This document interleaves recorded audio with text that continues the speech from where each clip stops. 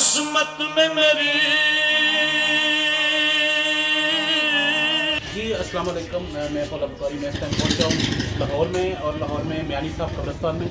और हम सबसे पहले एंट्री में तो यहाँ पे आपको दिखाते हैं कि यहाँ पे जो आज के स्कूल है गाजी इरमुद्दीन शहीद उनका दरबार है पहले, और उस पर हाजिरी देते हैं। उसके बाद मैं आपको दिखाता हूँ कि हम लोग पाकिस्तान के एक बहुत बड़े लीडर हैं जमील फ़खरी साहब, उनकी कब्र भी इनके हाथे में ही है, तो उनको देखने के लिए सब आए हैं। पहले फातिहा खानी हम यहाँ पे करेंगे। गाजी इरमुद्दीन शहीद के दरबार पे जो ये सबको पता है कि वो आज के रसूल थे, और उनके दरबार पर पहले हाजिरी देते हैं, फिर आगे चलते हैं।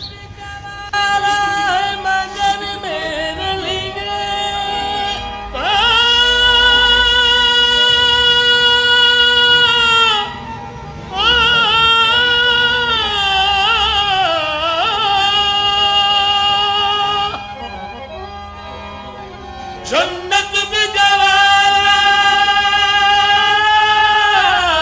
यहाँ पे आज के रसूल गाजी इरमुद्दीन शहीद के दरबार पे हाजिरी देने के बाद हमें बताया गया था कि जो पाकिस्तान के लीजेंड जिनको हम लोग छोटे होते, आपने ड्रामा देखा होगा अंधेरा उजाला, और काफ़ी ड्रामे आपने देखे हैं उनके वारस। काफ़ी ड्रामों में बच्चा जानता है, जो हमारी एज के हो तो सारे जानते हैं, और वो पाकिस्तान के एक लीजेंड थे और वाकई अदाकार थे। तो उनकी कब्र बताई गई है कि ये गाजी इरमुद्दीन शहीद के दरबार के हाथे में ही है। तो हम लोग उसको ढूंढने की कोशिश करते हैं, देखते हैं। यहाँ पे कब्रें तो काफ़ी सारी इनको दिखाइएगा, ये नज़र आ रही हैं। अब उनका अंदाज़ा में थोड़ा सा है कि उन्होंने कहा था उसके हाथे में ही है, तो वो भी देखने की कोशिश करते हैं और ढूंढने की कोशिश करते हैं कि उनकी कब्र जो है आप पीछे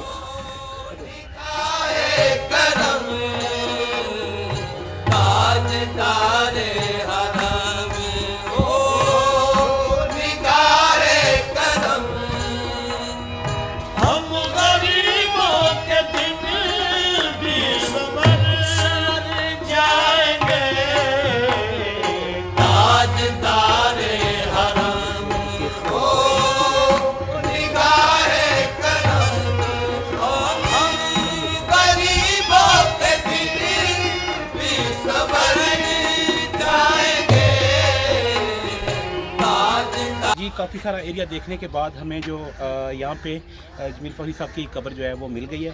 तो आए मैं आपको दिखाता हूँ कि जो पाकिस्तान का लीजेंड है, जब दुनिया में था तो दुनिया उनका एक दफ़ा देखने के लिए तरसती थी। हम लोग छोटे थे तो हम लोग उनके बहुत बड़े फ़ैन थे। आपने उनका ड्रामा अंधेरा उजाला सबसे मशहूर जो है, जिसमें उन्होंने जाफ़र हुसैन का किरदार किया था, ये सब लोगों ने देखा हुआ है। तो आज मैं उनके साथ, मेरी बहुत ज़्यादा यादें वाबस्ता हैं, क्योंकि मैं उनके साथ काम भी कर चुका हूँ टीवी के ऊपर, और उनके घर भी मेरा बहुत ज़्यादा आना जाना था। उनके साथ मेरे आखिरी याम में बहुत ज़्यादा अच्छे गुजरे हैं, और हम लोगों ने इकट्ठा ड्रामा भी किया था। और उन्हीं की वजह से वो काफ़ी सारी चीज़ें मुझे कहते होते थे कि ये वो वाकई जो कहते थे वो सही कहते थे, क्योंकि जो उनके हालात मैंने आखिरी देखे हैं, जिसमें वो पाकिस्तान के लीजेंड थे, लेकिन फिर भी उनके साथ जो कुछ हुआ कोई उनकी सुनवाई नहीं हुई। उनको एक बेटा था जो कि अमेरिका के अंदर गुम हो गया था, और उसके लिए वो बेचारे बहुत ज़्यादा परेशान रहते थे, और उन्होंने एंड पे काम भी करना छोड़ दिया था। तो उसकी वजह से ही उनका जो है वो उनकी वफ़ात भी उसी की वजह से, उस बेटे की परेशानी की वजह से। तो वो मुझे कहते होते थे कि ये सारी चीज़ें जितनी नज़र आ रही है ना, जो आप ड्रामे कर रहे हो, ये सारा कुछ है, ये दुनिया तभी भागती है आपके पीछे जब आप एक अरूज पे होते हो। तो उनकी बात बिल्कुल सही थी। बेचारे आखिरी अयाम में उन्होंने बहुत मुश्किल के गुजारे। हर बंदे के पास वो गए कि मेरे बेटे को किसी तरीके से ढूंढ दें, क्योंकि उनके बेटे की वफ़ात जो है वो अमेरिका में हो गई थी। तो उन्होंने बहुत कोशिश की कि वो उसको किसी तरीके से पता चल सके। मैं भी उस टाइम अमेरिका में था, उनके रोज़ फ़ोन आते थे, और वो बताते थे कि अभी तक उसकी, मैं यहीं पे था जब जाने लगा था, तो उन्होंने मुझे बताया था कि मेरा बेटा जो है वो याज़ उनका नाम था, वो अभी उसकी फ़ोन कॉल नहीं आ रही। तो फिर मैं जब पहुंचा हूँ, हम लोगों ने भी काफ़ी कोशिश की, लेकिन यहाँ पे भी वो हर बंदे के पास गए, लेकिन उनकी कोई सुनवाई नहीं हुई। और जब एंड पे पता चला तो उनके बेटे की वफ़ात हो चुकी थी, और उसके बाद फिर उनको भी फालिक का अटैक हुआ, तो वो भी इस जहाने फानी से छूट गए। तो ये खबर दिखाई हम आपको, ये है जमील फ़खरी साहब की खबर।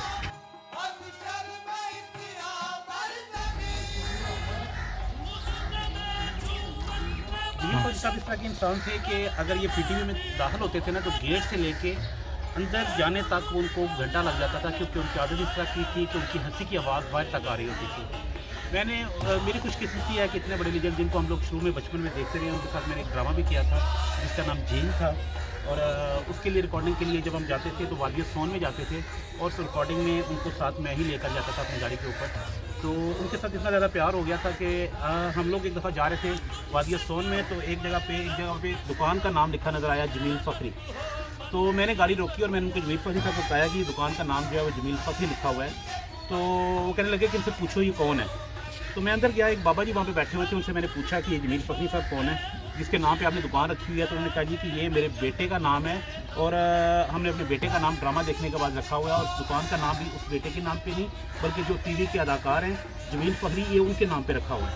अब जमील फ़खरी साहब, मैंने उनको बताया कि आप जिस नाम पे आपने ये दुकान का नाम रखा हुआ है, मेरी गाड़ी के अंदर बैठे हुए हैं, तो बाबा जी बहुत ज़्यादा खुश हुए। उसके बाद उन्होंने कहा कि मेरा बेटा तो इस टाइम मौजूद नहीं है, जो इनका बहुत बड़ा फ़ैन है, ये आप कल अगर यहाँ पे आएंगे या बताएं आप कहाँ पे रुके हुए हैं तो मेरा बेटा आपको मिलने आ जाएगा।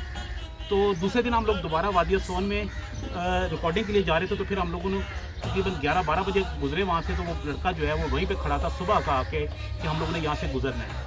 तो जिन बंदों के फ़ैन फॉलोइंग और जिन लोगों के चाहने वाले इतने ज़्यादा हों, उनके साथ ये परेशानियाँ हुई कि उनके आखिरी वक्त में जो है उनके बेटे की वजह से उनको बहुत ज़्यादा परेशानी हुई और किसी बंदे ने इनका, जितने ये दुनिया के नज़र आ रहे होते हैं जो आपके साथ चल रहे होते हैं, जब कोई मुश्किल वक्त आता है तो तब पता चलता है। इसी वजह से वो मुझे कहते होते थे कि ये पाकिस्तान में, ये नहीं कहते थे कि पाकिस्तान छोड़ दो, ये कहते थे कि अगर आप कहीं और सेट हो सकते हो तो ज़रूर करो, ये ड्रामे शामे ना करो, इनको छोड़ दो, इसमें कुछ इतनी ज़्यादा वो चीज़ नहीं है, इतना ज़्यादा वो आपको जितना नज़र आ रहा है उतना है नहीं।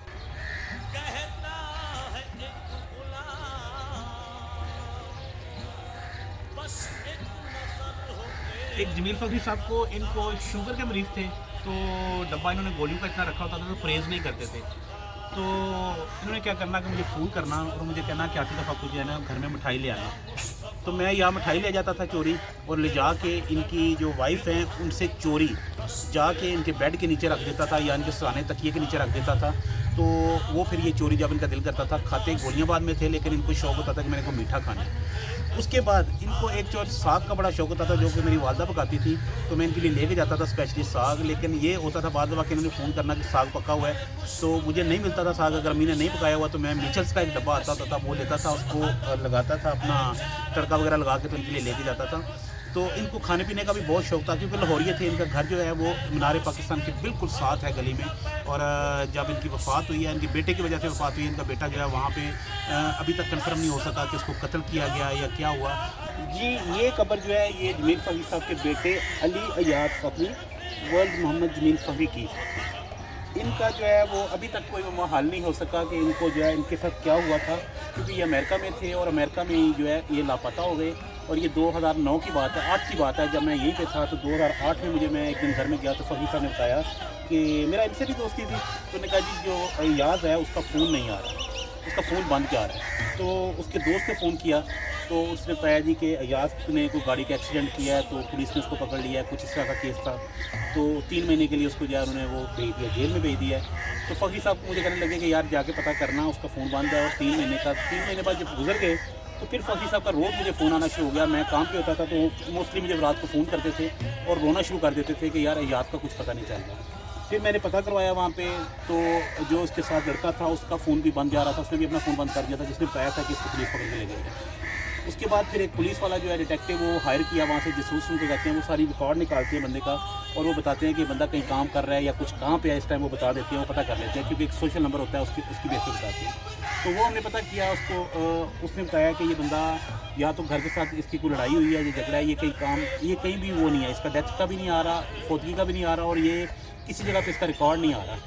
उसके बाद कोई समझ नहीं आ रही थी क्योंकि इसका कुछ रिकॉर्ड नहीं आ रहा था, ना ये कहीं पे काम कर रहे थे और ना कुछ इस तरह का आ रहा था। मैंने फ़खरी साहब को बताया, फ़खरी साहब कुछ बर्दाश्त करते रहे। उसके बाद काफ़ी ज़्यादा उनका फ़ोन आते और रोते ही रहते थे। उसके बाद जब उनकी बर्दाश्त ख़त्म हो गई तो उसके बाद जो है उन्होंने वो एक काम किया कि फिर प्रेस कॉन्फ्रेंस की और प्रेस कॉन्फ्रेंस भी आप लोगों ने सुनी होगी, उसमें वो रोते रहे।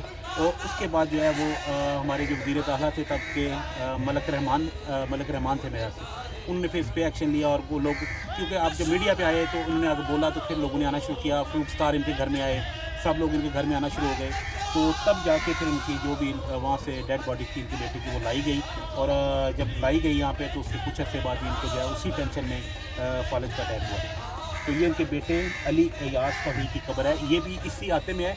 और मुझे अभी यहाँ पे जो गोरकंद हैं जो बता रहे थे कि जो फ़खरी साहब हैं वो उनका यहाँ पे कोई भी रिश्तेदार दफन नहीं है इस कब्रिस्तान के अंदर। वो जब यहाँ पे किसी अदाकार की फौतगी हुई थी तो उस पर आए थे और उस पर आके उन्होंने जब यहाँ पे जनाजा पढ़ने के लिए आए थे तो उन्होंने कहा था कि मेरी भी कब्र, मेरी ख्वाहिश है कि ये गाज़ी इल्मुद्दीन शहीद का जो कब्र है इसके पास कहीं हो। तो अल्लाह ताला ने उनकी कबूल की और उनकी कब्र जो है बिल्कुल जो अपना गाज़ी इल्मुद्दीन शहीद का दरबार है उनके बिल्कुल हाथे में आती है और उसके मेन पे ही है। आप अगर एंटर हुए तो गाजी अली शहीद के, तो उससे आप उनके दरबार पे हाजिर दें, सलाम पढ़ें, और उसके बाद थोड़ा सा आगे आएंगे तो आपको मेन के ऊपर, इसी रोड के ऊपर ही आपको कब्र नज़र आ जाएगी। दाएँ हाथ के ऊपर है, जमील फ़हीम पर लिखा होगा। तुम्हारा क्या ख्याल है, कारतूस असला नहीं होते, कबाब होते हैं क्या? कहने का तरीका नहीं है, सिर्फ तुम्हारे पास जोश जोश है और कुछ नहीं है तुम्हारे पास। देखो बच्चों, ये बताओ कि केस मार्शला में भेज दूं या अपने पास रखूं? जरा सोच समझ के जवाब दो। सर अगर आप मुझे इजाजत दें तो मैं घर फोन करके मशवरा कर लूं। फोन का बड़ा रोब जमाते हो तुम, अपने दिल से मशवरा नहीं कर सकते? थोड़ी बहुत अकल तो होती है ना आदमी के पास। मेरी बात सुनो, बात को जितना तूल दोगे ना बात उतनी बिगड़ेगी, समझो तुम।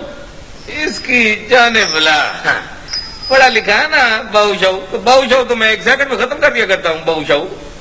ठीक है जनाब, जैसे आप मुनासिब समझते हैं वैसे कर लें। अब भाई ना अकल ठिकाने। अमिया खान जी सर। इसको ले जाओ और दूसरे को भेजो जरा।